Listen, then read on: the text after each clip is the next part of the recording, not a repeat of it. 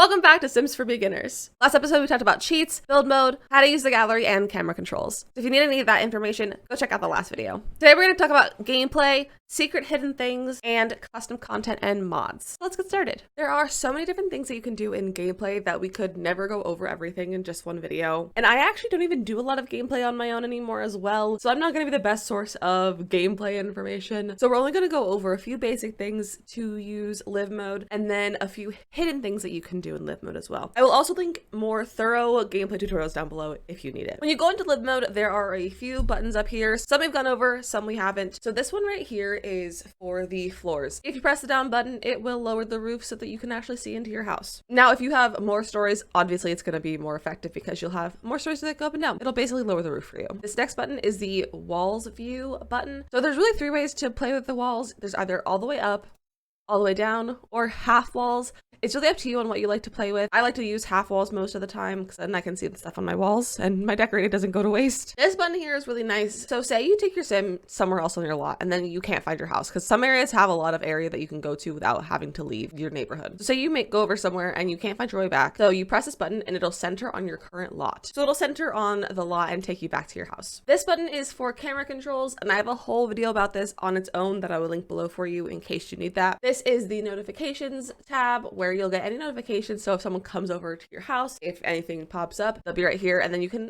dismiss them on their own as well. And I suggest if you're having a lot of lag in your game, clearing all your notifications will help clear that up a little bit. And then of course settings, which we've gone over multiple times. Now a lot of these buttons also have hotkeys associated with them. So you see here how this says home and end. That means home and end are going to be the hotkeys. So if we press home, the walls will go up, and if we press end, the walls will go down, and you can use that for easy changing the walls. And for floors as well, you can see that it says page up. So if you press page up, it'll go up to the next story of your house, and if you press page down on your keyboard, it'll go to the lower level of your house. A lot of things have hotkeys associated with them, and you can typically find them just by hovering your mouse over the button, and it'll have what the hotkey is. So definitely check those out. I've also made a few TikToks about hotkeys, so if you're interested in those, they are in a playlist on my TikTok page. Now, what I'm going to show you today are hidden things. Specifically, 3 hidden things. The first 2 things are hidden worlds. The first one is called the Sylvan Glade, and it's located in the Foundry Cove neighborhood of Willow Creek, which is where we are right now. So you can get here by either living in one of these houses or just go visit one of them, and then you'll be here. And then you just got to go over here to the corner of the neighborhood, and there's this fun-looking tree. So you got to go and view it. After you view it a couple times, you'll get the option to water. So water the tree a few times. After you water, discuss nature with it, and then just keep chatting with it. Eventually there'll be an option to explore. So press explore. You'll get this pop up and you'll have to follow a little bit of a story and choose the right answers to get to the Sylvan Glade. However, if you get one wrong, it'll send you back out and you can always go right back in immediately and redo it. I'm not going to tell you these answers. I want you to figure them out on your own, but there's only about 3 of them. Eventually you'll get this one that says travel to the glade or return at tree entrance, and you want travel to the glade. And then you're in the Sylvan Glade. It's this gorgeous pink world. Now there's not really much to do here except just like hang out, but you can go fishing. You can find lots of rare fish as well as other rare collectibles like frogs and other stuff, and you can fish here as well. But aside from that, there's not much you can do. You can, however, build on this lot if you want. You do need to use a cheat. It's the bb.enable free build cheat, and you press enter and then you can build. There's only this much space to build on. It's a 10 by 15 lot, so it's very, very small. But you could build something on here if you want. You can't necessarily have your sim live here because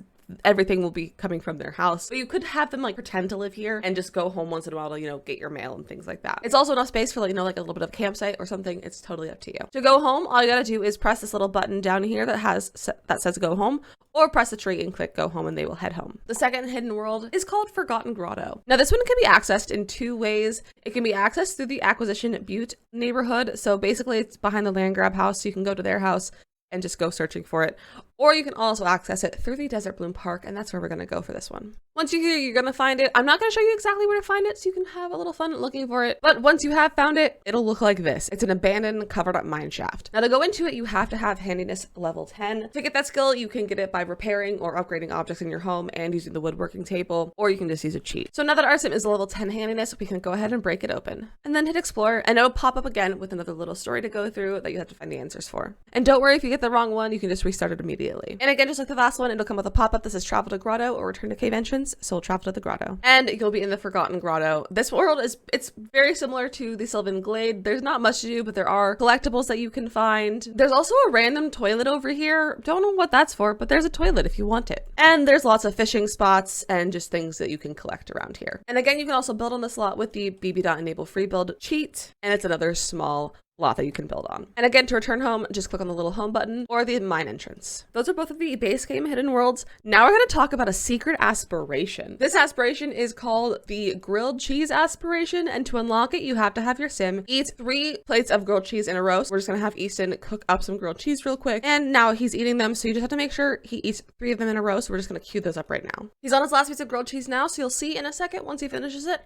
we will get a pop-up in the corner saying that we've unlocked it. Here is that pop-up. It says, congrats, you've unlocked the hidden grilled cheese aspiration. It can be found with other food aspirations. And he can also now do friendly social talk about grilled cheese. So now your sim can talk about grilled cheese to anyone. Now, if you want to choose this aspiration, you can select choose new aspiration. And if you aren't familiar with what aspiration is, this down here is an aspiration. It's this bodybuilder thing that we have right here. There's different levels of it with different requirements. And when you fulfill them, you will gain points as well as potentially other skills. So if you want to change aspiration to the grilled cheese, go ahead and click choose new aspiration and go find the food category, and it's right here. There's 3 levels to it. Basically just gotta talk about grilled cheese a lot and eat a lot of grilled cheese and make a lot of grilled cheese, but you have to eat a grilled cheese in space and also talk to the Grim Reaper about grilled cheese. So it's a really, really fun time. And don't worry about your other aspirations. If you really want to do this one, you're not going to lose any progress on your previous aspiration.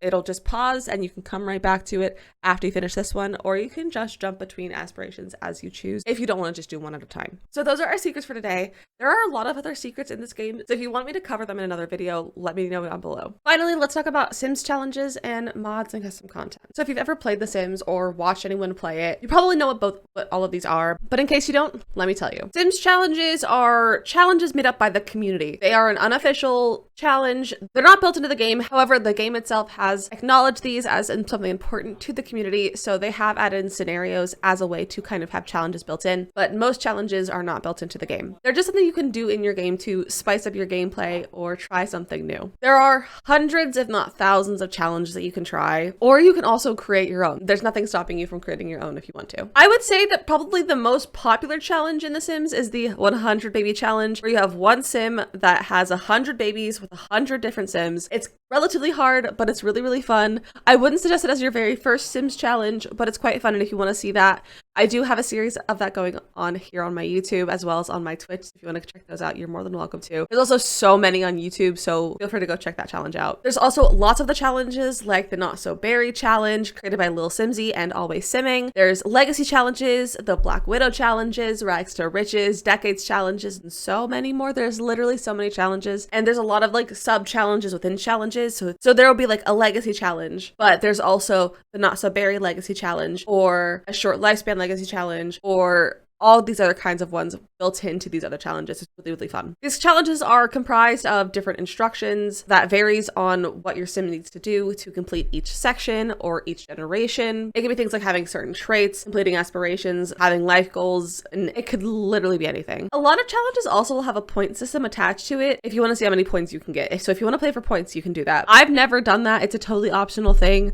but if you want to play for points, you can technically play for points. I will link a list down below of some really fun challenges that I suggest trying if it sounds interesting to you, if you want to check that out. The biggest thing though about challenges is that they're supposed to be fun, so make them fun for yourself. If there's something that you don't want to do in the challenge that you're not going to find fun, you don't have to do it. No one's stopping you from doing anything. There's no consequence if you don't finish every single requirement in it. It's really up to you. Just make it fun for yourself. And for the final part of the series, for tips for new simmers, we're going to talk about mods and CC. The Sims 4 is a moddable game, and if you don't know what that means, it means that you can create custom things for the game, and the game supports it. The Sims is probably one of the most moddable games out there right now. A lot of other games can be modded, but there's nothing like Sims mods. Like, there's a lot to do with Sims mods. This is really great for people who don't want to have to buy downloadable content or DLC like the other pack just to have more items. So you can use CC for that. So CC, or custom content, consists of in-game items. So clothing, jewelry, makeup, skin colors, furniture, anything like that, that's custom content. I personally don't really use custom content in my content. I can find it a little overwhelming because there's just so many options and I'm really indecisive and I can never pick things on my own. So I'm not going to be the best person to tell you about custom content. However, I will link a great video for you down below if you want to learn more about custom content and guide you through the process of it and how to download it. However, I will say one thing: custom content is free. Please never pay for custom content or mods because they are free. There is a clause in the terms of service for The Sims itself that says that custom content has to be free. However, you are allowed to have a short period of early access, which would be paid for. So please never outright pay for a custom content item or a mod. However, if you are wanting to support specific creators, you can support their Patreons or other things like that and get early access to things before they go out to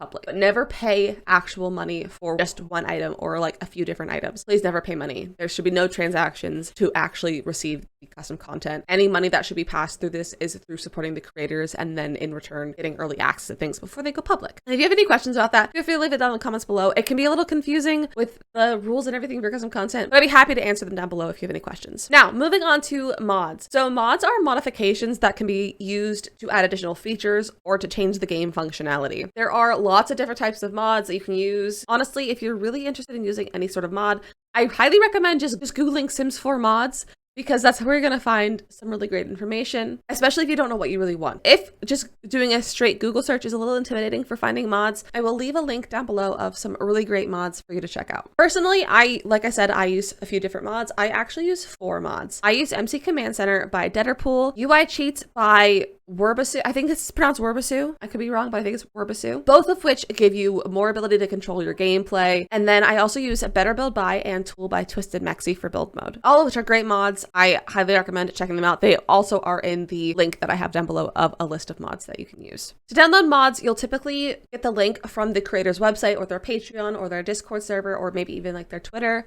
and you'll get a zip file. You will download the zip file from them and you will place it into your mods folder into your game. To access your mods folder, you go to Files, then Documents, then Electronic Arts, The Sims 4, and then Mods. Relatively simple. From there, you will often have to unzip the files by right-clicking the file and click Extract All, then select the mod folder itself. Each modder will usually contain very detailed instructions on how to specifically download that specific mod, so be sure to read those before you just follow any sort of instructions, because some have very specific instructions to make them work. Once your mods are installed, you'll need to turn them on in game, so you go to your settings, then Other, then check mark the Enable Custom Content and Mod setting, and Allow Script Mods. Once you do this, restart your game and you'll know if your mods are installed correctly if you get this little pop-up here. If you use a lot of CC and mods and your game takes a really long time to load, however, mark this pop-up to not show up again, because it can cause a lot of issues loading into your game. That is it for our Sims 4 Beginner series. If you have any questions, feel free to leave them in the comments below or pop over to my Twitch channel and I'd be happy to answer them live for you. If you found this video useful, be sure to like and subscribe and press the little bell notification button for the next time I post a video. I also have a huge collection of Sims tips, hacks, and tutorials and memes all over on my TikTok, so if you want to check those out, the link is down below. Thank you so much for watching, and I'll see you guys next time.